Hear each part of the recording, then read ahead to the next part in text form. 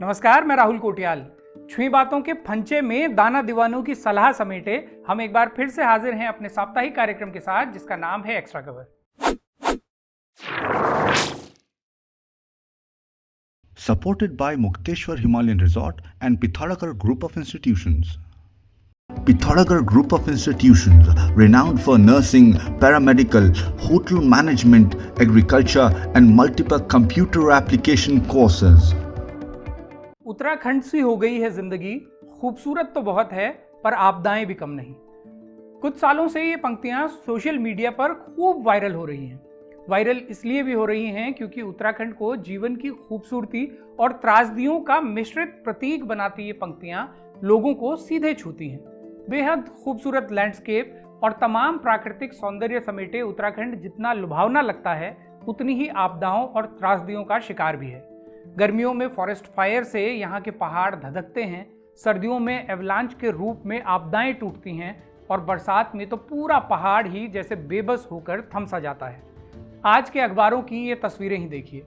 कहीं बादल फटने से मजदूर लापता हो चुके हैं, कहीं दरकते पहाड़ों ने जिंदगियों को लील लिया है, कहीं उफनती हुई नदियां लोगों को डरा रही हैं और आवागमन की स्थिति ऐसी है कि प्रदेश भर में 180 सड़कें बाधित हुई हैं, जिनमें से 127 अब भी बंद पड़ी हैं। आपदाओं के डरावने विजुअल्स आप सोशल मीडिया पर तैरते हुए खूब देख ही रहे हैं, जिनमें कोक स्टूडियो फेम लोक गायिका कमला देवी के घर उजड़ जाने का विजुअल भी शामिल है। ये कहानी अब हर साल की हो चुकी है। हर बार बरसात का मौसम उत्तराखंड में तबाही लेकर आता है और बीते कुछ दशकों के ट्रेंड देखे जाएं तो ये साफ साफ नजर आता है कि इस तबाही में उत्तरोत्तर बढ़ोतरी ही हुई है। हमारा सारा शासन प्रशासन, तमाम नीतियां, योजनाएं, आयोग धरे के धरे रह जाते हैं और सिर्फ शॉर्ट टर्म डैमेज कंट्रोल पर ही पूरी बहस आकर सिमट जाती है। मसलन 1-2 दिन के लिए स्कूल्स बंद कर दिए जाते हैं, यात्राएं रोक दी जाती हैं, एडवाइजरी जारी की जाती हैं कि यात्री जहां भी हैं वहीं रुक जाएं, और ये तमाम कदम उठाने जरूरी भी हैं क्योंकि त्वरित तौर पर आपदाओं के नुकसान को कम करने का यही तरीका भी है। लेकिन मूल सवाल तो ये है कि दशकों की प्लानिंग के बाद भी हमारा प्रदेश बरसात में इतना बेबस और लाचार क्यों हो जाता है, और क्या इसका कोई समाधान है भी या नहीं। इस मूल सवाल को वैज्ञानिक दृष्टिकोण से समझते हैं। उत्तराखंड भूगर्भीय दृष्टि से बेहद संवेदनशील क्षेत्र है। विख्यात भूवैज्ञानिक SP सती बताते हैं कि हिमालय के समानांतर उत्तराखंड में असामान्य रूप से अधिक दरारें हैं, जिन्हें भ्रंश कहा जाता है। यही कारण है कि यहाँ की चट्टानें अतिरिक्त फ्रेजाइल हैं। ऊपर से मध्य हिमालय के इस भाग में साउथ वेस्ट मानसून की प्रोमिनेंस के साथ साथ वेस्टर्न डिस्टर्बेंस की बारिशें भी होती हैं। ये देखा गया है कि जब जब साउथ वेस्ट मानसून और वेस्टर्न डिस्टर्बेंस एक साथ एक्टिव होते हैं तो ये भारी तबाही लेकर आते हैं, क्योंकि दोनों मॉइस्चर सिस्टम्स का एक साथ इस क्षेत्र में एक्टिव होना यहाँ अत्यधिक बरसात के समीकरण बनाता है। इसके साथ ही ये इलाका पूरे एशिया के डेंसेस्ट ड्रेनेज सिस्टम वाले इलाकों में शामिल है, क्योंकि यहाँ वाटर बॉडीज और विशेष रूप से नदियों का घनत्व तो बहुत ज़्यादा है। ये तमाम जियोलॉजिकल फैक्टर्स मिलकर उत्तराखंड को आपदाओं की दृष्टि से बेहद संवेदनशील बनाते हैं। इतना कि रुद्रप्रयाग जिला पूरे देश में सबसे ज़्यादा लैंडस्लाइड वाला जिला है, क्योंकि यहाँ भूगर्भीय दरारें सबसे ज़्यादा सघन हैं। बरसात का पानी इन दरारों में जाता है और इसके दोनों तरफ के लैंड मास में हलचल पैदा करता है, जिससे और अधिक दरारें बनती हैं और अंततः लैंडस्लाइड होते हैं। रुद्रप्रयाग जैसी ही स्थिति कुमाऊं से लेकर गढ़वाल तक के पहाड़ों की है। पिछले 200 सालों का इतिहास देखें तो भूस्खलन में हजारों लोगों ने अपनी जान गंवाई है, और इनमें कई भूस्खलन तो ऐसे भी हुए हैं जिन्होंने पूरे के पूरे शहरों का ही नक्शा बदल कर रख दिया। जैसे 1803 का भूस्खलन, जो एक भूकंप के कारण ट्रिगर हुआ था और जिसमें पूरे श्रीनगर कस्बे को वाइप आउट कर दिया था। ऐसा ही 1880 में नैनीताल में भी हुआ था, जिसमें 150 से ज़्यादा लोगों की मौत हुई थी और नैनीताल का स्वरूप ही बदल गया था। लेकिन लैंडस्लाइड से लेकर क्लाउड बर्स्ट और फ्लैश फ्लड तक के इतिहास की इस पूरी सूची को देखेंगे तो पाएंगे कि बीते 2.5 दशकों में ऐसी घटनाएं असामान्य तेजी से बढ़ रही हैं और इनसे होने वाला नुकसान भी कहीं गुना ज़्यादा बड़ा हो रहा है। इसका सीधा सीधा कारण हमारी अदूरदर्शिता, लालच, मुनाफे के लिए पहाड़ों को निचोड़ देने की होड़ और प्रकृति से लगातार मिल रही चेतावनियों को नज़रअंदाज करना है। 2013 में आई भयानक आपदा से भी हमने कोई सबक नहीं लिए, जिसमें 10,000 से भी ज़्यादा लोगों की मौत हुई थी। इस आपदा के बाद प्रकाशित हुए एक रिसर्च पेपर में हिमालयी पहाड़ों की तुलना यूरोप के आल्प्स से करते हुए ये बताया गया है कि 18वीं सदी में वहां की सामाजिक आर्थिक स्थिति भी काफी हद तक वैसी थी जैसी आज उत्तराखंड की है। वहां के पहाड़ी क्षेत्रों में भी तब गरीबी थी, भयानक पलायन था, कुपोषण था, लेकिन इससे पार पाने के लिए उन लोगों ने प्रकृति के साथ पूरी तरह साम्य बैठाते हुए विकास की राह पकड़ी। दूसरी तरफ हमारे यहाँ विशेष तौर से उत्तराखंड राज्य बनने के बाद विकास के नाम पर अंधाधुंध तोड़फोड़ मचाई गई। डॉक्टर एसपी सती बताते हैं कि राज्य बनने के बाद यहाँ फ्लैश फ्लड जैसी घटनाओं में भारी तेजी देखी गई और इसका एक बड़ा कारण ये है कि यहाँ पिछले 2.5 दशक में विकास योजनाओं के नाम पर सबसे ज्यादा सड़कें बनी हैं। पिछले 25 साल में करीब 50,000 किलोमीटर सड़कें यहाँ नई बनाई गई। दुर्भाग्य ये है कि उत्तराखंड में सड़कें बनाते हुए तमाम नियमों को अनदेखा किया जाता है और जेसीबी से पहाड़ खोदते हुए उसका सारा मलबा सीधे ढलानों में लुढ़का दिया जाता है। इसके कई नुकसान हैं। सड़क के ऊपर का पहाड़ तो कमजोर होता ही है, लेकिन मलबा ढाल में डाल देने से नीचे के पहाड़ भी बुरी तरह प्रभावित होते हैं। एक तो वहाँ की तमाम वनस्पति बर्बाद होती है जो पहाड़ को रोकने का काम करती थी। दूसरा, यही मलबा फिर नीचे के गदेरों में जाता है जो अतिवृष्टि होने पर बेहद मारक बन जाता है और भारी नुकसान पहुंचाता है, क्योंकि ये गदेरों का आकार भी बढ़ा देता है और उसका घनत्व भी, जिसके चलते फ्लैश फ्लड की घटनाएं बढ़ रही हैं। इसका ट्रेंड आप साफ साफ देख सकते हैं कि राज्य बनने के बाद इन घटनाओं में बहुत तेजी आई है, जिसमें नुकसान भी बहुत बड़े हुए हैं और लोगों की जान भी गई है। हालांकि सड़क निर्माण भी काफ़ी हद तक ज़रूरी है, लेकिन उसके लिए ग्रीन रोड कॉन्सेप्ट अपनाए जा सकते हैं, जैसे कि जापान से लेकर नेपाल तक कई जगह अपनाए गए। इसके तहत सड़क बनाते हुए पहाड़ी ढलानों को न्यूनतम छेड़ा जाता है। सड़क काटने से निकलने वाले मलबे को उसी निर्माण में इस्तेमाल किया जाता है। इस तरह से पहाड़ का अपना स्लोप और इक्विलिब्रियम बना रहता है, लेकिन उत्तराखंड में ऐसा नहीं हुआ और आज भी नहीं हो रहा। दूसरा, हमारे जिन शहरों में निर्माण कार्य हुए उनमें ड्रेनेज को बेहतर करने की जगह और भी बर्बाद कर दिया गया और निकासी के जो रास्ते पहले पहाड़ी कस्बों में थे भी, उन पर भी अतिक्रमण करते हुए भवन खड़े कर दिए गए। डॉक्टर सती बताते हैं कि श्रीनगर शहर में उनके द्वारा किए गए अध्ययन में उन्होंने पाया कि श्रीनगर, चौरास और श्रीकोट को मिलाकर एक समय पर 54 नाले हुआ करते थे, लेकिन आज सिर्फ 13 या 14 ही बचे हैं जिनका कोई आउटलेट है। बाकी सारे नाले पाट दिए गए हैं। पूरे शहर के ड्रेनेज सिस्टम को चोक कर दिया गया है और यही हाल जोशीमठ से लेकर घनसाली और कुमाऊं के तमाम पहाड़ी शहरों और कस्बों का है। इसके साथ ही फ्लड प्लेन्स को भी अतिक्रमित करते हुए निर्माण कर दिए गए हैं। 1960 के बाद हुए अधिकतर निर्माण ऐसे ही हैं और 2013 की आपदा में जो भवन बह गए थे उनमें लगभग सभी वही थे जो 1960 के बाद बनाए गए। डॉक्टर सती बताते हैं कि ठीक ऐसा ही हिमाचल की कुल्लू मनाली घाटी में भी हुआ और उसके परिणाम वहां भी साफ साफ देखे जा सकते हैं। और सिर्फ सार्वजनिक ड्रेनेज ही नहीं, बल्कि घरों के ड्रेनेज की स्थिति भी ऐसी है कि इसका कोई वैज्ञानिक प्रबंधन नहीं किया जाता। ये पानी रिसकर कमजोर पहाड़ों को और कमजोर बनाता है। जोशीमठ, गोपेश्वर, पौड़ी, घनसाली, मुनस्यारी, इन तमाम शहरों और कस्बों की आज स्थिति बेहद खतरनाक हो चली है। ये तमाम कारण हैं कि बरसात में उत्तराखंड ऐसा आपदा प्रदेश बन जाता है कि उससे पार पाना लगभग असंभव लगने लगता है। प्रदेश की स्थिति ऐसी हो गई है जैसे गढ़वाली औखाना कि गुंडू गुंडू फूके गया है बल किराण का खुलियाणी। बल्कि बिजोग तो ऐसा पड़ा है कि हमारे माननीयों को अब भी किराण नहीं आ रही। चारधाम यात्रा में आज भी लोगों की संख्या को उपलब्धि मानकर अपनी पीठ थपथपाने का चलन चल रहा है, जबकि उपलब्धि ये होनी चाहिए थी कि भले ही कुछ कम लोग आएं, लेकिन जो आएं उनकी सुरक्षा की पूरी गारंटी हो। आज भी आए दिन चारधाम यात्रा के दौरान लोगों की मौत हो रही है, कहीं गाड़ी गिर जाने से, कहीं भूस्खलन से और कहीं हार्ट अटैक के कारण भी, क्योंकि एक ही दिन में लोग मैदानी इलाकों से इतने ऊंचे पहाड़ों पर पहुंच जाते हैं जो फिर उनकी मौत का कारण तक बन जाता है। पिछले कई सालों से ये बात होती तो आई है कि कैरिंग कैपेसिटी के अनुसार ही यात्रियों को अनुमति दी जाएगी, लेकिन ये बात सिर्फ कागजों तक ही सिमट कर रह जाती है। तमाम विशेषज्ञ पिछले काफ़ी समय से ये दोहरा रहे हैं कि चारधाम यात्रा को अगर ठीक से नियंत्रित नहीं किया गया तो ये खुद में एक आपदा का रूप ले लेगी। और इस यात्रा को नियंत्रित करना कोई रॉकेट साइंस भी नहीं है। कैरिंग कैपेसिटी निर्धारित हो, एक दिन में यात्री अधिकतम कितनी यात्रा करेंगे इसका निर्धारण हो, ताकि यात्री भी एक्लिमेटाइज हो सकें और स्थानीय लोगों को व्यवसाय भी मिले। ऑल्टरनेट रूट मजबूत किए जाएं ताकि सारा भार एक ही तरफ न रहे, जाम न लगे और मुख्य मार्गों से इतर भी यात्री पहुंचे, जिससे विकेंद्रीकरण हो सके। इस तरह की व्यवस्थाएं अगर नहीं की गई और कमीशन के लालच में काम ऐसे ही चलता रहा जैसे चल रहा है, तो परिणाम भी वही होते रहेंगे जो हो रहे हैं। सरकार से ये उम्मीद करना भी बेमानी ही है कि वो अचानक से भलादिम बन जाएगी और अपने अपने कमीशन का गणित भूलकर सच में जनहित के लिए काम करने लगेगी। सरकार के लिए विकास योजनाएं कमीशन निपटाने का ही खेल होती हैं और इसके लिए वो इस हद तक रपरपी रहती है कि जनता का कॉलर पकड़ के जबरदस्ती उनका विकास कर देती है, जैसे चारधाम परियोजना में बनी सड़क के मामले में सरकार ने किया। 56,000 से ज्यादा पेड़ इसके लिए काट दिए गए और नियमों की ऐसी घुलमुंडी फरकाई गई कि कोई कुछ नहीं बोल सका। नियमों के अनुसार 100 किलोमीटर से लंबी किसी भी परियोजना के लिए EIA यानी एनवायरमेंट इम्पैक्टमेंट असेसमेंट की शर्तें काफी जटिल होती हैं। चारधाम परियोजना कुल 889 किलोमीटर की थी, लेकिन इसके बावजूद इस परियोजना का प्रॉपर EIA नहीं हुआ। वो इसलिए कि सरकार ने पूरी परियोजना को 53 अलग अलग सिविल प्रोजेक्ट्स में बांट दिया, जो कि सभी 100 किलोमीटर से छोटे थे, और कह दिया कि हम कोई 900 किलोमीटर की एक सड़क थोड़ी बना रहे हैं, हम तो 53 अलग अलग प्रोजेक्ट्स पर काम कर रहे हैं।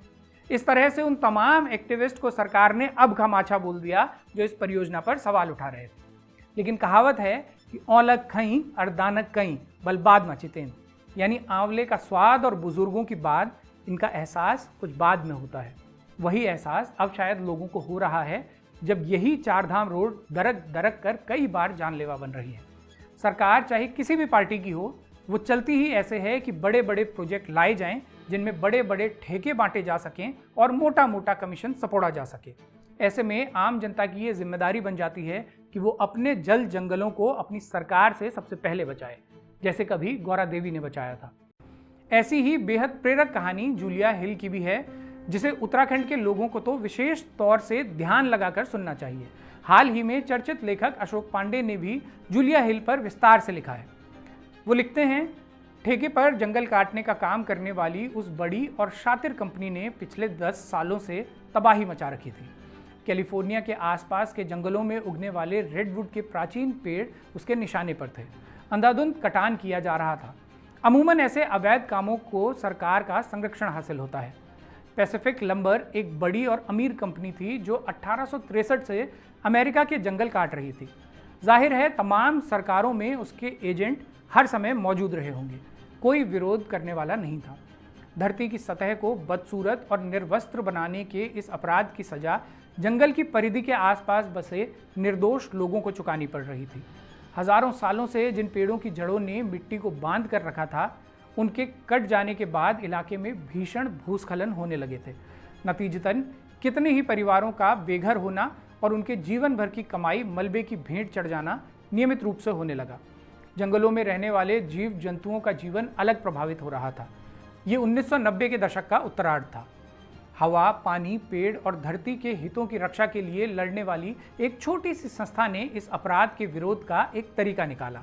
उसके सदस्य, जिसमें अधिकतर विश्वविद्यालयों में पढ़ने वाले युवा हुआ करते थे, बारी बारी एक आध ऐसे पेड़ों पर चढ़ जाते जिन्हें काटे जाने वाला होता था। वे 1-2 से लेकर 7-8 दिनों तक उस पेड़ पर रहकर अपना विरोध जताते। सोने बैठने के लिए वे टहनियों के बीच छोटा सा प्लेटफॉर्म बना लिया करते।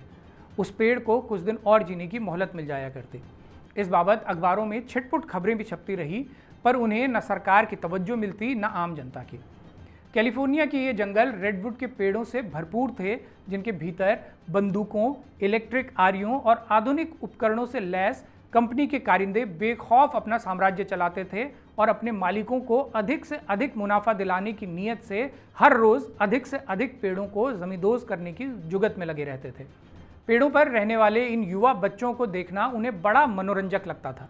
वे उनके बारे में जोर जोर से लतीफ़े बनाते और बगल के पेड़ पर आरियां चलाते हुए उन्हें अश्लील तरीकों से आतंकित किया करते। विरोध कर रहे युवाओं को डराने धमकाने के लिए कंपनी कभी कभी अपने हेलीकॉप्टरों को जंगल से ऊपर भेज दिया करती। ये युवा डरे नहीं, बल्कि उनकी संख्या धीरे धीरे लेकिन लगातार बढ़ती गई। दिसंबर 1997 में ये हुआ कि कंपनी ने एक ऐसे पेड़ को काटने के लिए उसके तने पर निशाना लगाया जो कम से कम 1000 साल पुराना था। ये युवा उसे बचाने के लिए जुट तो गए, मगर उस खास दिन ऐसा कोई स्वयंसेवी खाली नहीं था जो 2 रात उस पेड़ में काट सके। काफ़ी विचार विमर्श के बाद जूलिया हिल नाम की 22 साल की एक लड़की ने प्रस्ताव दिया कि वो अगले 7 दिन तक ये काम कर सकती है। जूलिया के पिता एक धर्म प्रचारक थे और उनका काम था एक शहर से दूसरे शहर जाकर वहाँ के गिरजाघरों में प्रवचन देना। इसके लिए उन्होंने एक बड़ी सी कैंपर गाड़ी ले रखी थी जो एक तरह से उनका और 3 बच्चों वाले उनके परिवार का घर बन चुकी थी। दिन भर यात्रा करने के बाद गाड़ी किसी जंगल के किनारे पार्क की जाती, खाना वगैरह बनता और आग के गिर्द सितारों की छांव में रातों को कहानियों किस्सों के दौर चलते। नतीजतन जूलिया को प्रकृति से बहुत गहरा लगाव था। उस 1000 साल पुराने पेड़ पर जूलिया की उस पहली रात आसमान पर पूरा चांद उगा था। जूलिया ने उस पेड़ को नाम दिया लूना। स्पेनी ज़बान में चंद्रमा को लूना कहते हैं। अन्य साथियों ने जूलिया के लिए पेड़ पर एक छोटा सा प्लेटफॉर्म बनाया जो धरती की सतह से 180 फीट ऊपर था। खाने सोने की व्यवस्था की और सौर ऊर्जा से चलने वाला एक टेलीफोन उसे दिया गया। शुरू के एक आध दिन बीतते न बीतते उसकी तबीयत खराब होना शुरू हुई। दीगर है कि साल भर पहले वो एक रोड हादसे में तकरीबन अपनी जान गंवा बैठी थी। उस हादसे के दौरान लगी चोटों ने उसके स्वास्थ्य को खासा कमज़ोर बना दिया था। उसके साथियों ने उसे अस्पताल ले जाने का प्रस्ताव दिया, लेकिन उसने कहा कि वो 7 दिन प्रतीक्षा कर लेगी। 1 रात 2 रात करते करते 7 दिन बीत गए। पेड़ काटने को तैनात कंपनी के कर्मचारी जूलिया का मजाक उड़ाते हुए कहते हैं कि लड़की सनकी है, इसीलिए बेचारी कोई बॉयफ्रेंड नहीं बना पाई होगी, निराश होकर पेड़ पर रहने आ गई वगैरह वगैरह। 7 दिन बाद भी जूलिया की जगह लेने को कोई दूसरा स्वयंसेवक नहीं जुट पाया था, सो जूलिया ने कहा कि वो 1 हफ्ता और ऐसे ही रह लेगी। इस दौरान कुछ एक पत्रकारों ने टेलीफोन पर उसका इंटरव्यू लिया। जूलिया ने कहा, धरती और एक दूसरे के घावों को भरने का इकलौता तरीका ये है कि हम एकजुट होकर मोहब्बत के साथ मिलकर खड़े रहें। अच्छे काम करेंगे तो चीज़ें हर हाल में बदलेंगी। उसकी ये बात लोगों तक पहुंची और धीरे धीरे सारा अमेरिका जूलिया की कुशलता के बारे में जानने को उत्सुक होता चला गया। जूलिया 1-2 हफ्ते नहीं, पूरे 738 दिनों तक अपने लूना के साथ उस छोटे से प्लेटफॉर्म पर अकेली रही।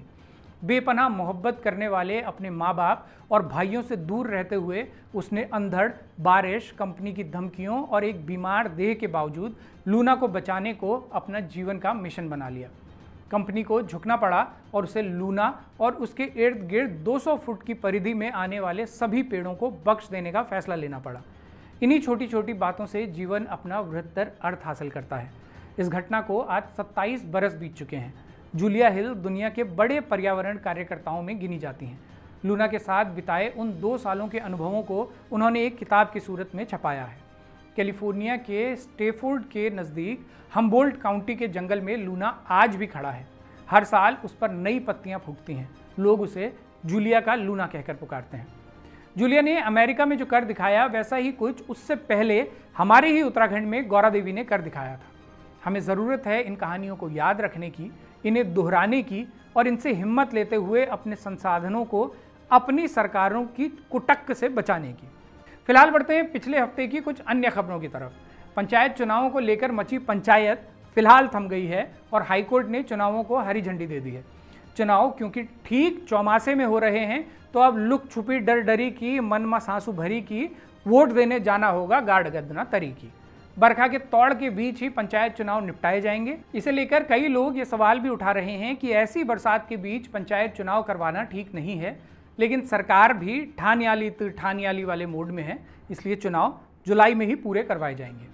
इन्हीं चुनावों से जुड़ी एक खबर पौड़ी जिले से भी है, जहां कर्नल यशपाल नेगी को उनके गांव वालों ने निर्विरोध प्रधान बनाने का फैसला लिया है। एक रिटायर्ड कर्नल का अपने गांव वापस आना, गांव में खेती को नया रूप देना और अब ग्राम प्रधान बनने का प्रस्ताव स्वीकार करना सच में सुखद है। वरिष्ठ पत्रकार राजीव नयन बोगड़ा ने इस प्रकरण पर लिखा है कि फौज का कर्नल रैंक और प्रोटोकॉल में सिविल प्रशासन के कमिश्नर के रैंक का होता है। ऐसे में पटवारी की हिम्मत होगी कि वो कर्नल के आसपास के गांवों में ज़मीन की नापजोक में घपला कर सके? क्या आबकारी इंस्पेक्टर उनके इलाके में अवैध शराब बिकवा पाएगा? मैं उनके गांव विरगणा की जनता को प्रणाम करता हूं। कर्नल यशपाल नेगी को उनके गाँव वालों द्वारा निर्विरोध चुनने का फैसला कई लोगों के लिए प्रेरणा बनेगा, ऐसी उम्मीद की जा सकती है। वैसे एक और व्यक्ति बीते हफ्ते निर्विरोध चुने जाने की प्रक्रिया में हैं, जिनका नाम है महेंद्र भट्ट। इनका चुनाव भाजपा के अध्यक्ष पद के लिए हुआ है, जहां सिर्फ उन्होंने ही नामांकन दर्ज किया है। वैसे कर्नल यशपाल नेगी के निर्विरोध होने और भाजपा नेता महेंद्र भट्ट के निर्विरोध होने में ज़मीन आसमान का अंतर है। एक का चुनाव गांव की जनता ने सर्वसम्मति से किया है, जबकि दूसरे का चुनाव दिल्ली के रिमोट कंट्रोल से किया गया है। इस दूसरे चुनाव पर यूं तो काफ़ी कुछ कहा जा रहा है, लेकिन आरएसएस के पांचजन्य ने इस बारे में जो लिखा है वो आपको ज़रूर देखना चाहिए। पांचजन्य में लिखा गया है कि बीजेपी में गढ़वाल के ब्राह्मण के ही पार्टी अध्यक्ष बनने का समीकरण बना हुआ है। मुख्यमंत्री ठाकुर है, लिहाजा पार्टी ने पिछले फॉर्मूले को ही अपनाया और उन्हें पुनः प्रदेश अध्यक्ष की कुर्सी पर बिठाने का निर्णय लिया। अब पांचजन्य ऐसा लिखकर भाजपा पर ठाकुर ब्राह्मण करने का आरोप लगा रहा है या ये संदेश दे रहा है कि ठाकुर ब्राह्मण गढ़वाल कुमाऊं का पूरा ख्याल रखा गया है कुजाण तक। जो भी हो, भाजपा को प्रदेश अध्यक्ष मिलने की और भटजी को पार्टी अध्यक्ष बनने की अग्रिम बधाइयाँ। जाते जाते प्रदेश सरकार और मुख्यमंत्री जी से विशेष अपील कि जिस तेजी से आप चुनाव करवाने को उत्सुक हैं, वैसी ही तेजी उन युवाओं को नियुक्ति देने में भी दिखा दीजिए जिनका चुनाव आपके ही आयोग ने महीनों और सालों पहले कर लिया है। इसमें वो ड्राफ्ट्समैन भर्ती वाले भी हैं जो 4 साल से इस भर्ती में उलझ कर रह गए हैं और लगातार अपनी नियुक्ति की आस लगाए बैठे हैं, और वो शिक्षक भी जो आपके ही शिक्षा मंत्री के सामने कई बार धरना तक दे चुके हैं। एक विशेष निवेदन आपसे ये भी कि उत्तराखंड आयुर्वेदिक यूनिवर्सिटी के जिन कर्मचारियों को पिछले 5 महीनों से वेतन नहीं मिला है, थोड़ी उनकी भी सुध लीजिए। आयुष तो आपके ही पास है, थोड़ा सोचिए कि 5 महीने बिना वेतन के वो कर्मचारी कैसे गुजर कर रहे होंगे। इन लोगों की ठीक से सुध लेते रहेंगे तो संभवतः आपका सरकारी राजस्व से सैकड़ों करोड़ रुपए अपने ही प्रचार प्रसार में फूंक देना कुछ कम हो सकेगा। तो ये था इस हफ्ते का एक्स्ट्रा कवर। आपको ये कार्यक्रम पसंद आया हो तो इसे शेयर ज़रूर कीजिएगा, और इसके साथ ही बारामासा को मजबूत करने के लिए चैनल की पेड मेंबरशिप या सुपर थैंक्स का बटन दबाकर हमें सहयोग कीजिएगा। अपने सुझाव, प्रतिक्रिया या एक्स्ट्रा कवर से निकलती कोई खबर अगर आप हम तक पहुंचाना चाहते हैं तो इस मेल आईडी पर लिख भेजिए। अगले हफ्ते फिर से होगी मुलाकात, तब तक के लिए सिमन या पहलाग, नमस्कार।